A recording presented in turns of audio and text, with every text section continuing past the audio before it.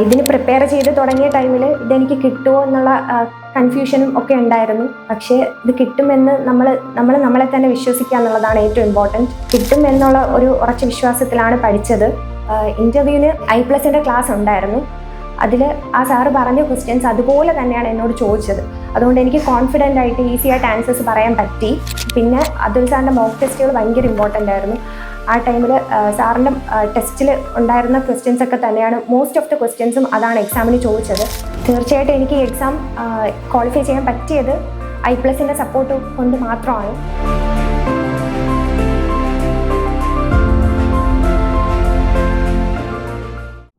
എൻ്റെ പേര് ജിലു. തിരുവനന്തപുരം ജില്ലയിലെ അരുവിയോടാണ് എൻ്റെ സ്ഥലം. ഞാൻ BSc-യും MSc-യും ഫിസിക്സിലാണ് ചെയ്തത്. തിരുവനന്തപുരം യൂണിവേഴ്സിറ്റി കോളേജിലായിരുന്നു പഠിച്ചത്. 2023 സെപ്റ്റംബറിലാണ് ഞാൻ MSc കഴിയുന്നത്. എനിക്ക് ഫോറൻസിക് സയൻറ്റിഫിക് ഓഫീസർ എക്സാമിന് 5ാം റാങ്ക് ഉണ്ട്. MSc കഴിഞ്ഞ ടൈമിലായിരുന്നു ഈ എക്സാമിൻ്റെ നോട്ടിഫിക്കേഷൻ വന്നത്. അപ്പോൾ മുതൽ ഇതിനു വേണ്ടി പ്രിപ്പയർ ചെയ്യുന്നുണ്ടായിരുന്നു.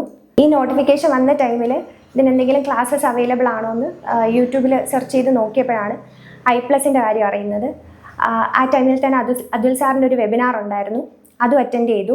അപ്പോൾ സാർ അതിൽ എക്സാമിൻ്റെ എല്ലാ ഡീറ്റെയിൽസും പോസ്റ്റിനെ പറ്റിയും എല്ലാം കൃത്യമായിട്ട് പറഞ്ഞു തന്നിട്ടുണ്ടായിരുന്നു. എക്സാമിന് എങ്ങനെയാണ് പ്രിപ്പയർ ചെയ്യേണ്ടത് അതെല്ലാം സാർ കൃത്യമായിട്ട് ആ വെബിനാറിൽ പറഞ്ഞിട്ടുണ്ടായിരുന്നു. അപ്പോൾ അത് കൂടെ അറ്റൻഡ് ചെയ്തപ്പോഴാണ് I+ൽ തന്നെ ജോയിൻ ചെയ്യാമെന്ന് ഡിസൈഡ് ചെയ്യുന്നത്. അങ്ങനെ I+ലായിരുന്നു ഈ എക്സാമിൻ്റെ പ്രിപ്പറേഷനിൽ ഞാൻ ജോയിൻ ചെയ്തത്. I+ൻ്റെ ക്ലാസ്സുകൾ കംപ്ലീറ്റ് വാച്ച് ചെയ്താണ് ഞാൻ പഠിച്ചത്. ആദ്യം തന്നെ ക്ലാസിക്കൽ മെക്കാനിക്സ് ആയിരുന്നു സാർ ആദ്യം അപ്ലോഡ് ചെയ്തത് ക്ലാസ്സസ്. അപ്പോൾ അതെല്ലാം കണ്ടു, അതിൻ്റെ നോട്ട്സ് എല്ലാം എഴുതിയെടുത്തു. പിന്നെ മോക്ക് ടെസ്റ്റുകൾ അപ്ലോഡ് ചെയ്തിട്ടുണ്ടായിരുന്നു, അതെല്ലാം കൃത്യമായിട്ട് തന്നെ അറ്റൻഡ് ചെയ്തു. അങ്ങനെയാണ് പ്രിപ്പറേഷൻ സ്റ്റാർട്ട് ചെയ്യുന്നത്. പിന്നെ ഞാൻ നെറ്റിനും ഗേറ്റിനും ഒക്കെ പ്രിപ്പയർ ചെയ്യുന്നുണ്ടായിരുന്നു.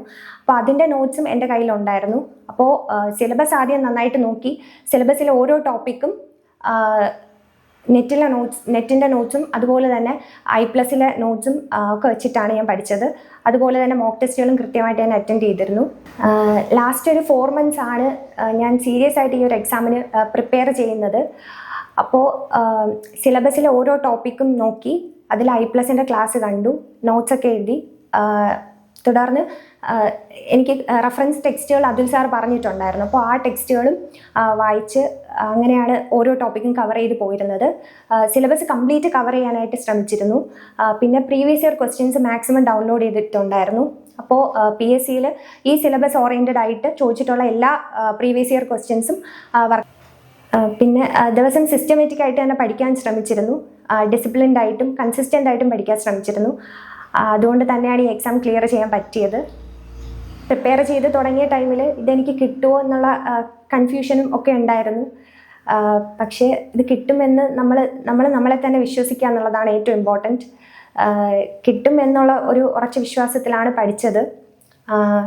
അതുപോലെ തന്നെ ഫാമിലിയുടെ സപ്പോർട്ടും ഭയങ്കര ഇമ്പോർട്ടൻ്റ് ആണ്. അമ്മയും പപ്പയും നല്ലോണം സപ്പോർട്ട് ചെയ്തിരുന്നു. മൊത്തം 10 പേപ്പേഴ്സാണ് ഈ എക്സാമിന് കവർ ചെയ്യേണ്ടത്.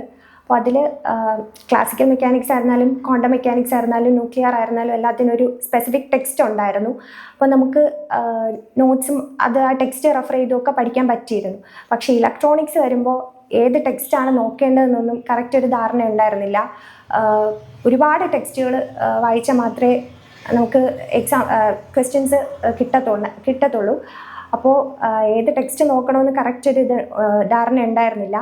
പിന്നെ അതുൽ സാറിൻ്റെ മോക്ക് ടെസ്റ്റുകൾ ഭയങ്കര ഇമ്പോർട്ടൻ്റ് ആയിരുന്നു.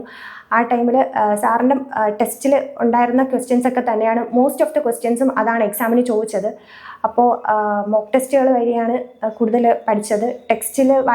ടെക്സ്റ്റ് കവർ ചെയ്യാൻ പറ്റാത്ത ടോപ്പിക്സൊക്കെ മോക്ക് ടെസ്റ്റിലുള്ള ക്വസ്റ്റ്യൻസ് മാത്രമാണ് നോക്കിയത്. തീർച്ചയായിട്ടും എനിക്ക് ഈ എക്സാം ക്വാളിഫൈ ചെയ്യാൻ പറ്റിയത് I+ൻ്റെ സപ്പോർട്ട് കൊണ്ട് മാത്രമാണ്. ഫാക്കൽറ്റീസ് എല്ലാം വളരെ ഡെഡിക്കേറ്റഡ് ആയിട്ടാണ് പഠിപ്പിക്കുന്നത്. അതുൽ സാറിൻ്റെ കാര്യം പ്രത്യേകം പറയണം. സാർ വളരെ നല്ല രീതിയിലാണ് ക്ലാസ്സസ് എടുക്കുന്നത്. വളരെ നമുക്ക് മനസ്സിലാകുന്ന രീതിയിൽ വളരെ ഈസി ആയിട്ടാണ് സാർ ക്ലാസ്സസ് എടുക്കുന്നത്. എക്സാം ഡിമാൻഡ് ചെയ്യുന്ന രീതിയിലാണ് സാറിൻ്റെ നോട്ട്സ് ആയിരുന്നാലും മോക്ക് ടെസ്റ്റ് ആയിരുന്നാലും എല്ലാം എക്സാം ഡിമാൻഡ് ചെയ്യുന്ന രീതിയിലുള്ളതാണ്. അപ്പോൾ തീർച്ചയായിട്ടും I+ൻ്റെ സപ്പോർട്ട് കൊണ്ടാണ് എനിക്കിപ്പോൾ 5th റാങ്ക് എടുക്കാൻ പറ്റിയത്. അതുപോലെ തന്നെ ഇൻ്റർവ്യൂ, ഞാൻ ഏറ്റവും പേടിച്ച ഇത് ഇൻ്റർവ്യൂ ആയിരുന്നു. അപ്പോൾ ഇൻ്റർവ്യൂവിന് I+ൻ്റെ ക്ലാസ് ഉണ്ടായിരുന്നു. അതിൽ ആ സാറ് പറഞ്ഞ ക്വസ്റ്റ്യൻസ് അതുപോലെ തന്നെയാണ് എന്നോട് ചോദിച്ചത്.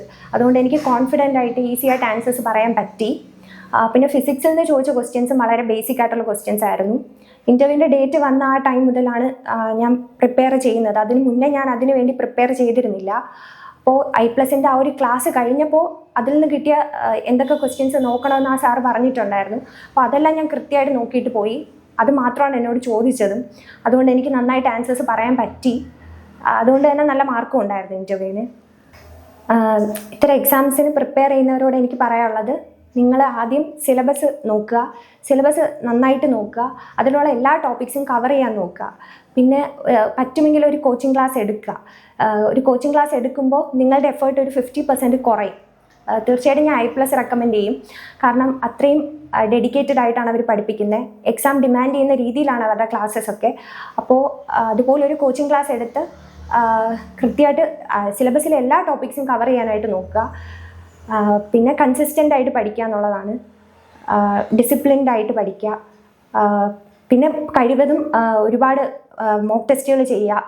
പ്രീവിയസ് ഇയർ ക്വസ്റ്റ്യൻസ് കുറേ വർക്കൗട്ട് ചെയ്ത് നോക്കുക. പിന്നെ നന്നായിട്ട് റിവൈസ് ചെയ്യുക. അപ്പോൾ ഏതൊരു എക്സാമും അങ്ങനെ ചെയ്യുകയാണെങ്കിൽ ക്വാളിഫൈ ചെയ്യാൻ പറ്റും.